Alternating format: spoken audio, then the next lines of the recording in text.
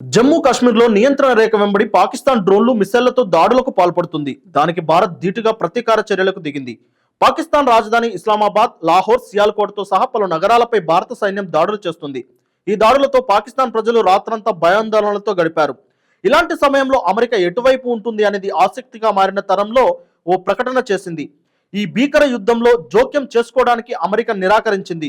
యుద్ధం ప్రారంభమైన తర్వాత తాము ఏమీ చేయలేమని, ఉద్రిక్తతలను నివారించేందుకు ఇప్పటికే చేయాల్సినవన్నీ చేశామని అమెరికా స్పష్టం చేసింది.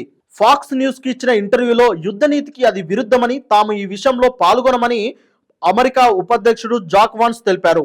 ఉద్రిక్తతలను తగ్గించుకోవాలని సలహా ఇవ్వడం తప్ప ఈ యుద్ధం తమకు సంబంధం లేదని, దాన్ని నియంత్రించాలనే ఆలోచన సరికాదని అన్నారు. భారత్, పాకిస్తాన్లను అస్త్రసన్యాసం చేయమని చెప్పే హక్కు తమకు లేదని, దౌత్య మార్గాల ద్వారా మాత్రమే యుద్ధ నివారణకు ప్రయత్నించాలని వివరించారు. ఈ యుద్ధం భారత్, పాకిస్తాన్లకు పరిమితం కావాలని, అణ్వస్త్ర యుద్ధంగా మారకూడదని అమెరికా ఆకాంక్షించినట్లు తెలిపారు. అలా జరిగితే వినాశనం తప్పదని, అయితే ప్రస్తుతానికి అటువంటి తీవ్రత ఉండదని అంచనా వేసినట్లు జేడ్ వాన్స్ పేర్కొన్నారు.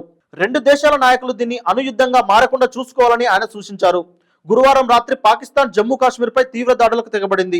మొదట డ్రోన్లతో దాడి చేసిన పాక్ సైన్యం ఆ తర్వాత మోర్టార్ షెల్స్ మిసైళ్లను సంధించింది. మొత్తం 8 మిసైళ్లను ప్రయోగించగా భారత సైన్యం వాటిని మధ్యలోనే అడ్డుకుని నాశనం చేసింది. జమ్మూ ప్రాంతంలో పాకిస్తాన్ నుంచి పదుల సంఖ్యలో డ్రోన్లు ఉదంపూర్, అఖ్నూర్, పఠాన్కోట వైపు దూసుకొచ్చాయి.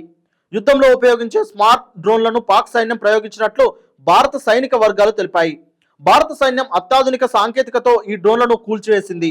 అనంతరం నియంత్రణ రేఖ వెంబడి గల గ్రామాలు, సైనిక స్థావరాలపై పాక్ 8 మిసైళ్లను సంధించగా అవి భారత భూభాగాన్ని తాకకుండానే నాశనమయ్యాయి.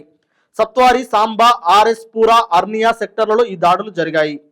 నియంత్రణ రేఖ అంతర్జాతీయ సరిహద్దుల వెంబడి ఉదంపూర్, సాంబా, జంబూ, అఖ్నూర్, నగ్రోటా, పఠాన్కోటలలో పాకిస్తాన్ స్వార్మ్ డ్రోన్లు ఉపయోగించింది.